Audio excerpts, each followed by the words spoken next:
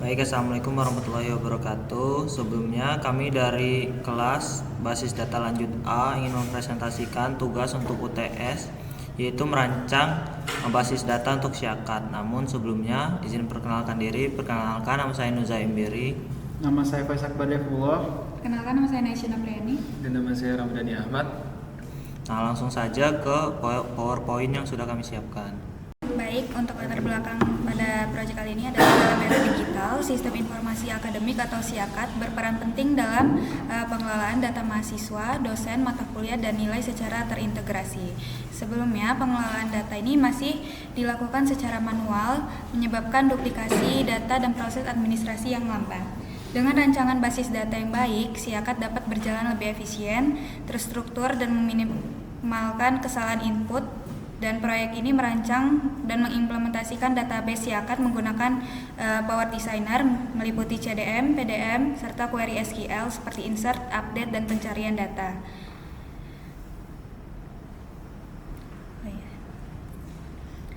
Kemudian untuk tujuan perancangan, yang pertama ada merancang struktur database yang terintegrasi dan memiliki relasi antar entitas dengan jelas. Kemudian membuat model data seperti CDM dan PDM menggunakan Power Designer. Kemudian ada mengimplementasikan hasil rancangan ke dalam query SQL yang dapat melakukan proses insert, update, dan filter data. Kemudian ada menyediakan data testing sebanyak 40 mahasiswa untuk menguji fungsionalitas database. Selanjutnya ada struktur tabel basis data, di mana di sini terdapat 22 tabel, di mana dibagi menjadi master data. Di sini untuk master data sendiri terdapat jurusan, fakultas, prodi, dan jenjang. Dan untuk akademik ada gedung, hari, mata kuliah, kurikulum, semester akademik, MK prasyarat, kurikulum MK, ruangan, KRS, komponen nilai, kelas, absensi, jadwal, serta nilai mahasiswa. Dan untuk tabel sivitas sendiri ada dosen, mahasiswa, dosen pengampu, dan user, serta keuangan sendiri memiliki riwayat keuangan. Dan untuk selanjutnya akan dijelaskan oleh teman saya. Oke, baik, selanjutnya sudah dijelaskan oleh teman saya tadi. Terdapat master data di mana kami membagi-bagi sesuai dengan bagian-bagiannya, di mana pada yang kali ini kami membagi untuk fakultas, jurusan, jenjang prodi, jenjang, dan prodi. Nah, tabel-tabel ini sebagai fondasi untuk menyimpan data hierarki untuk kelembagaan universitas, mulai dari fakultas hingga program studi, di mana tabel fakultas menyimpan data induk seluruh fakultas yang ada di universitas, tabel jurusan menyimpan data jurusan yang berada pada bawah naungan fakultas tertentu, tabel prodi menyimpan data program studi beserta jenjang pendidikannya seperti D3, S1, S2, dan S3. Lalu yang terakhir terdapat tabel jenjang di mana menyimpan daftar tingkatan pendidikan seperti diploma, sarjana, magister, dan dokter yang digunakan oleh program studi. Nah, selanjutnya juga ada akademik, di mana kami membagi akademik ini terdapat tabel semester, kurikulum, mata kuliah, dan juga MK persyaratan. Jadi kelima tabel ini mengelola data entitas utama dalam sistem akademik, mencakup periode semester, kurikulum, dan struktur mata kuliah beserta persyaratannya, di mana dia akan menyimpan untuk semester akademik, menyimpan data setiap periode akademik termasuk status aktif atau tidaknya. Lalu tabel kurikulum untuk menyimpan daftar kurikulum yang berlaku pada setiap program studi.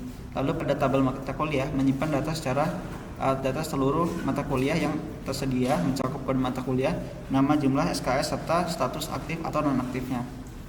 Lalu kurikulum MK, di mana menghubungkan kurikulum dengan daftar mata kuliah yang termasuk di dalamnya, serta menentukan semester, penempatan, dan jenis mata kuliah.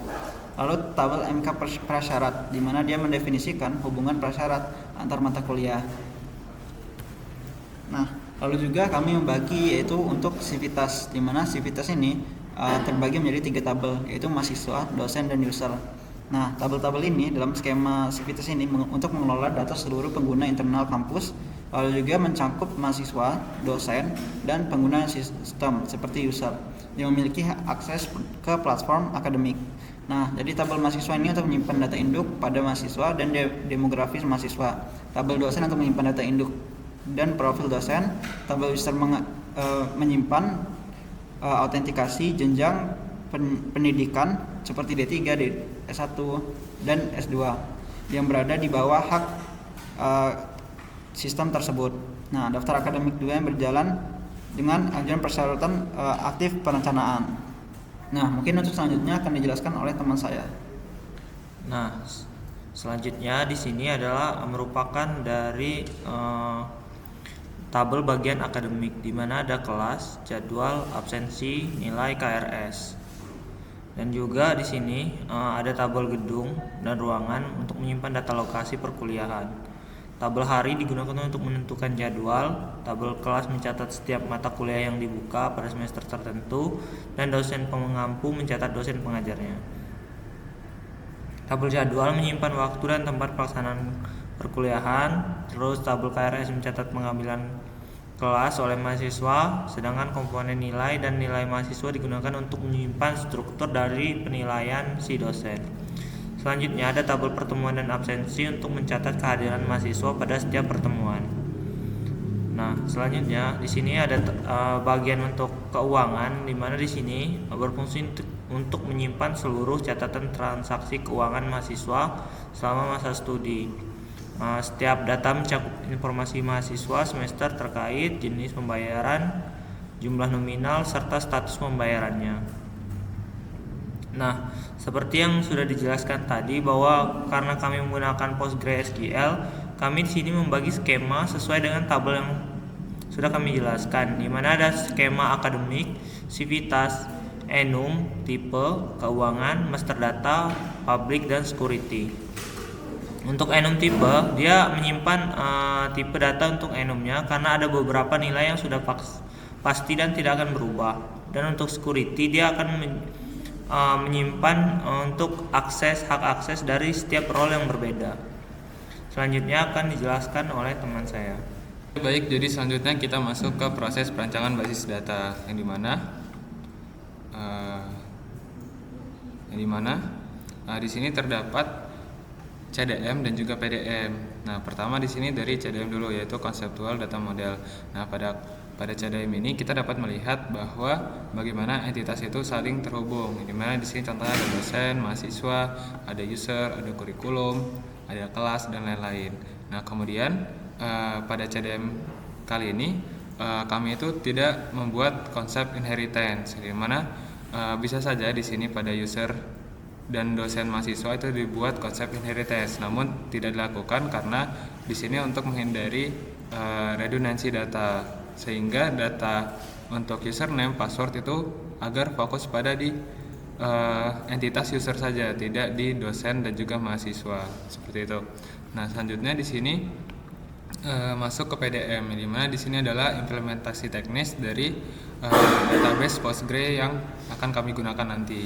Nah, di sini dapat dilihat bahwa terdapat primary key dan foreign key, yang dimana primary key itu adalah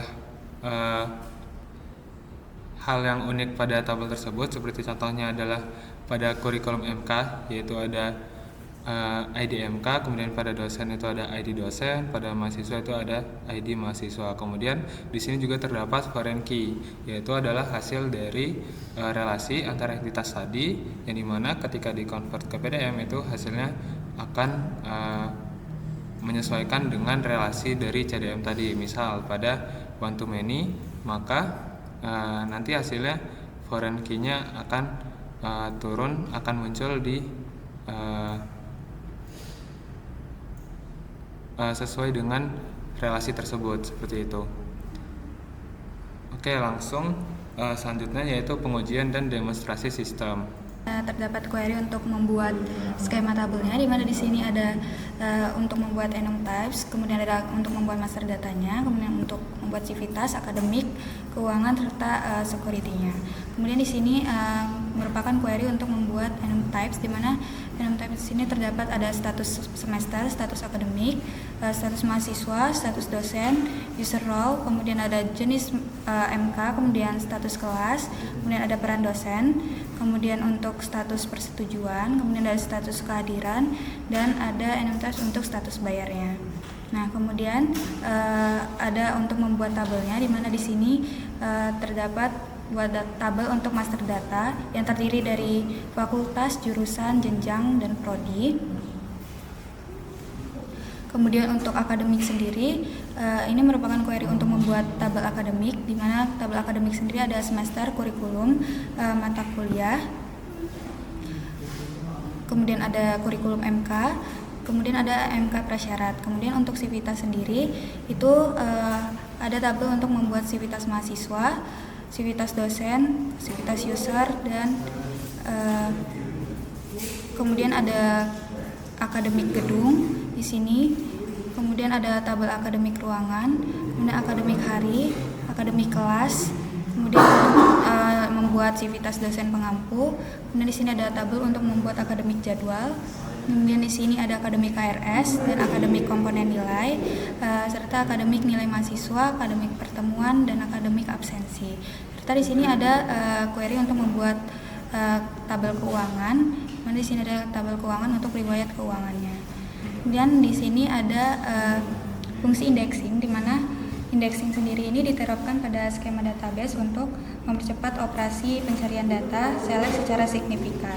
Nah, terutama pada tabel-tabel besar yang sering diakses. Nah, fungsi indexing sendiri di sini untuk meningkatkan performa query saat mencari data mahasiswa.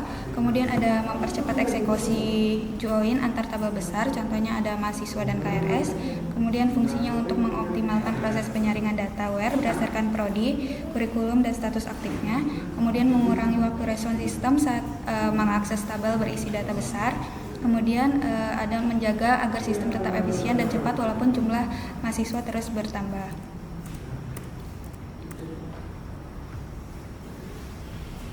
Security log aktivitas tabel, di mana di sini fungsinya berperan sebagai audit log yang menyimpan catatan semua perubahan data seperti insert, update, delete yang dilakukan oleh pengguna di berbagai tabel. Nah, untuk kolom-kolom fungsinya ini ada ID unique untuk primary key, kemudian ada waktu untuk timestamp, untuk username tag, kemudian ada actionnya. Selanjutnya akan dijelaskan oleh teman saya. Oke, selanjutnya setelah tadi mengenai tabel, indeks juga, kali ini saya akan membahas mengenai function. Jadi function ini sebuah seperti perintah yang tinggal dipanggil, jadi seperti kode program, di mana kita tinggal panggil dan kode akan memanggilnya tanpa kita membuat program itu lagi. Nah, jadi kami sudah membuat beberapa program yang dimana yang pertama yaitu konversi nilai bobot ke bobot atau dimana menggunakan desimal. Dimana di sini jika nilainya itu 85, dia itu akan diberikan IPK-nya seperti 4 gitu. Nah, jika lebih dari 80 dia akan 3,7, 75 itu 3,3, lalu 70 3 saja, 65 2,7, 60 2,3 dan seterusnya. Jadi fungsinya tinggal dipanggil dan maka akan menampilkan bagian ini, menjalankan program ini. Nah, lalu selanjutnya ada publik hitung nilai akhir, di mana dia akan menghitung nilai akhir dari mahasiswa, di mana dia akan mengambil nilai angka dikali dengan bobot dibagi dengan 100, di mana akan mereturnnya di sini. Lalu yang ketiga terdapat hitung IPK, di mana publik itu dapat menghitung IPK. Di mana ini di skema publik untuk hitung IPK, dia akan menghitung IPK dari mahasiswa tersebut, di mana dapat dilihat bahwa di sini dia akan mengkonversi nilainya, di mana ini salah satu kode programnya sehingga dia dapat menghitung IPK-nya. Di mana di sini dapat dilihat bahwa di sini yang membuat bagian penghitungan IPK-nya. Nah, lalu dapat dilihat di sini juga. Lalu akhirnya akan di round ini dibulatkan untuk bobot dibagi dengan SKS-nya. Nah, lalu ada juga yang namanya hitung total SKS semester, di mana ini akan menghitung total SKS yang semesternya. Nah, selanjutnya ada function hitung total SKS lulus. Jadi kami sudah membuat fungsi juga yang tinggal dipanggil. Fungsi ini berfungsi sebagai menghitung total SKS yang udah lulus pada mata kuliah mahasiswa. Jadi mahasiswa tinggal dipanggil ID-nya, lalu jalankan mahasiswanya, panggilkan fungsinya, maka akan tampil SKS yang lulus. Nah, dia akan mereturn total SKS yang lulus. Lalu selanjutnya terdapat function hitung total SKS yang diambil. Jadi dia akan tadi kan total SKS yang lulus, sedangkan ini total SKS yang diambil. Jadi berbeda dengan yang SKS yang lulus. Nah, lalu selanjutnya terdapat hitung total bobot, di mana dia akan menghitung total bobot, di mana dia akan ambil di sini total bobotnya. Dan juga dari akademik KRS, dia mengambil dari data KRS-nya. Nah, selanjutnya itu dia akan mereturn total bobotnya. Nah, selanjutnya ada function yang dimana public juga, dimana untuk batas SKS. Jadi ini seperti jika kita memiliki IPK yang kurang dari 3. Jadi kami membatasi program sehingga dia tidak bisa mengambil 24 SKS. Di program yang kami buat, jika dia di atas 2,5, dia hanya bisa mengambil 22 SKS, jika tidak 20 SKS. Selanjutnya cek kelayakan registrasi. Ini untuk mengecek kelayakan registrasi. Nah, selanjutnya terdapat cek status pembayaran, di mana ini fungsi untuk mengecek status pembayaran jika status pembayaran. Lalu jika ada juga if else-nya untuk status pembayarannya, jika false dia false, jika tidak dia akan terpenuhi syaratnya. Nah, lalu ada function cek konflik jadwal, di mana dia akan apakah ada konflik pada jadwal tersebut. Lalu juga terdapat function untuk mendapatkan transkrip mahasiswa. Nah, ntar kita akan mencoba menerang salah satu kasus yang akan kita coba. Nah, lalu selanjutnya ada hitung nilai akhir. Ini akan menghitung nilai akhir dari mahasiswa tersebut, di mana dia akan mengambil nilai mahasiswa. Nah, lalu juga ada hitung IPS, di mana IPK pada semester tersebut, indeks prestasi pada semester tersebut. Nah, ini merupakan programnya. Lalu juga ada generasi tagihan semester untuk menampilkan tagihan semester sesuai dengan ID mahasiswanya.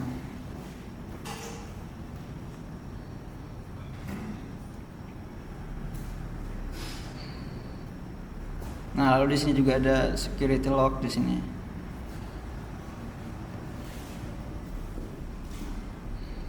Dari fungsi-fungsi yang sudah saya sebutkan tadi, kita mengambil salah satu dari fungsi tersebut. Jadi kami akan mengambil get transkrip mahasiswa, di mana kami sudah mendapatkan ID mahasiswa. Jadi kita tes saja. Untuk ID mahasiswa M2201 ini akan kita coba, kita run.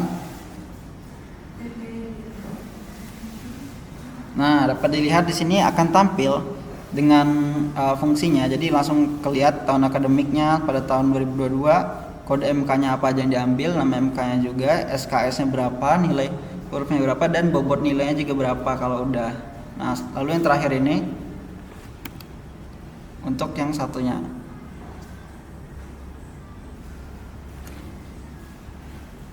Nah, di sini juga ada tampil untuk mahasiswa M22013. Mungkin itu saja. Mungkin untuk selanjutnya akan dijelaskan oleh teman saya Jaim. Baik, selanjutnya di sini juga kami membuat beberapa trigger, di mana trigger itu suatu fungsi yang akan menjalankan apabila terjadi suatu event atau kondisi tertentu. Di mana di sini yang pertama ada function trigger untuk mengecek konflik jadwal. Selanjutnya di sini juga ada trigger untuk dia mengecek total bobot komponen. Selanjutnya di sini ada trigger untuk mengecek prasyarat dari si mahasiswa apakah memenuhi atau tidak. Selanjutnya di sini ada prosedur untuk pengambilan si KRS tadi. Nah, di sini selanjutnya ada kami membuat hak akses untuk 3 role, di mana di database ini kami membuat 3 role. Yang pertama ada admin, selanjutnya ada mahasiswa, dan juga ada dosen. Di mana untuk admin di sini dapat mengelola seluruh skema, tabel, fungsi, dan sequence yang ada di database Siakat ini. Selanjutnya di sini hak akses untuk dosen, dia dapat melihat data sivitas, master data, keuangan, serta mengelola data di skema akademik. Dosen juga menjalankan fungsi tertentu seperti pengecekan jadwal, pencatatan aktivitas sistem, terus memastikan bahwa dosen dapat melaksanakan tugas akademik tanpa mengubah data penting pada si sistem. Jadi sistem pada dosen ini dia hanya memiliki hak akses tertentu di bidang akademik dan tidak bisa mengubah data di akses yang penting dan tidak dapat diubah. Selanjutnya di sini untuk mahasiswa dia memiliki hak akses menengah yang berfokus pada kegiatan akademik. Jadi si mahasiswa ini dia hanya memiliki hak akses tertentu, kayak dia hanya bisa mengambil KRS, mengecek nilai dan lain-lain. Tetapi dia tidak bisa memiliki hak akses di beberapa tabel yang penting, kayak dia nggak bisa mengotak-atik tabel keuangan, terus nilai, tapi dia hanya bisa melihat status dan nilai-nilai itu tersebut. Nah, selanjutnya untuk view akan dijelaskan oleh teman saya. Oke, baik. Jadi selanjutnya di sini saya akan menjelaskan terkait view. Jadi view ini berfungsi sebagai tabel virtual yang digunakan untuk 3 hal. Yang pertama itu menyederhanakan query kompleks, kemudian mengamankan data sensitif dengan menyembunyikan kolom asli, dan kemudian yang terakhir yaitu menjaga konsistensi query aplikasi meskipun struktur tabel aslinya berubah. Nah, selain itu, view ini juga intinya digunakan untuk menampilkan, di mana dia akan menampilkan ID mahasiswa. Di sini contohnya untuk view KHS, dia akan menampilkan ID mahasiswa, NPM, kemudian nama dengan alias nama mahasiswa, ID semester, tahun akademik, dan juga semester. Nah, selanjutnya di sini view untuk view 1 ini dia memanggil function, yang dimana kenapa memanggil function? Karena function ini di sini akan berperan untuk menjalankan logika bisnis yang lebih rumit. Jadi jika kita tidak menggunakan function, maka nanti hasilnya tidak akan sesuai. Yang dimana di sini function untuk pertama itu ada public hitung total SKS semester, yaitu untuk menghitung total SKS, dan juga ada function hitung IPS, yaitu untuk indeks prestasi semester, seperti itu. Nah, selanjutnya di sini jadi di sini kami menggunakan beberapa view. Yang pertama itu ada view KHS, kemudian ada view transkrip detail, yaitu virtual transkrip detail nilai. Kemudian yang ketiga kami menggunakan view KRS mahasiswa aktif. Kemudian selanjutnya kami menggunakan view daftar kelas aktif, dan juga ada view NT IPK Prodi. Seperti itu. Mungkin lanjutkan. Mungkin untuk selanjutnya akan dijelaskan oleh teman saya. Selanjutnya di sini sebelum menguji view dan juga material view, di sini kami sudah menginsert dan mengenerate mahasiswa sebanyak 40 sesuai dengan tugas, dan juga menginsert semua data di tabel, seperti di tabel fakultas, jurusan, terus di akademik dan lain-lain. Dan juga di sini sudah ada beberapa nilai yang sudah dimasukkan ke beberapa mahasiswa, dan juga untuk KRS-nya sudah dibuat disetujui. Nah, untuk itu, untuk nilainya di sini sudah ada untuk mahasiswa 001 sampai 021. Nah, selanjutnya di sini kita coba untuk menguji view untuk VKHS. Di sini coba kita jalankan. Nah, di sini sudah memanggil untuk si KHS dari mahasiswa yang sesuai dengan NPM-nya.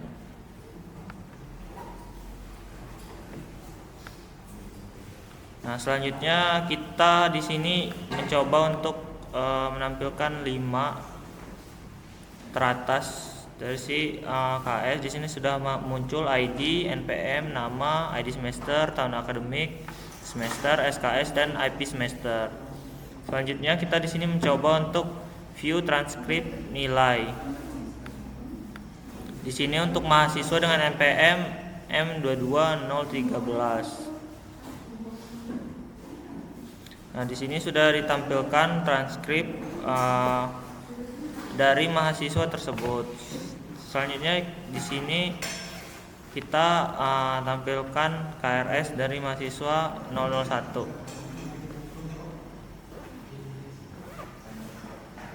Nah, di sini dia sudah mengambil 3 mata kuliah, dan juga status KRS-nya sudah terlihat untuk di view-nya. Nah, di sini juga untuk kita filtering untuk yang mengambil basis data. lanjut A. Di sini ada mahasiswa 001 dan 021. Nah, di sini juga ada view untuk daftar kelas aktif. Kita coba jalankan. Di sini ada basis data lanjut A, B, dan Metopen. Selanjutnya di sini kita coba untuk material view untuk IPK Prodi. Di sini kami sudah ada material view yang sudah kami buat. Dimana saat dipanggil dia akan untuk si Prodi, dia muncul ID Prodi, nama Prodi, jumlah mahasiswa, dan rata-rata IPK-nya. Nah, mungkin itu saja untuk demo dari view dan material view yang sudah kami buat. Baik, mungkin cukup sekian presentasi dari kelompok kami. Kurang lebih mohon maaf. Wassalamualaikum warahmatullahi wabarakatuh. Waalaikumsalam warahmatullahi wabarakatuh.